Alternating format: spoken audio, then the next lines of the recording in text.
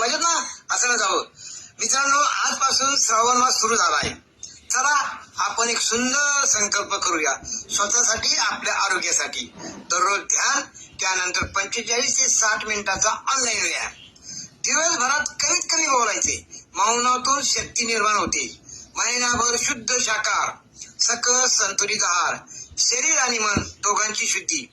सकाळी नाश्ता, सकस संतुलित आहार. दुपारी सुद्धा सकस संतुलित आहार आणि संध्याकाळी सुद्धा सकस संतुलित आहार. मित्रांनो, आपल्याला प्रश्न पडला असेल, सकाळ दुपार संध्याकाळ हा सकस संतुलित आहार म्हणजे काय? तर एक फोन करा, थोडक्यात माहिती मिळेल. रोज थोडस प्रेरणादायी वाचन करा आणि थोडा वेळ एखादं मोटिवेशनल भाषण ऐकणं युट्यूबवर किंवा कुठेही पण ऐका. त्यामुळे आत्मविश्वास वाढतो.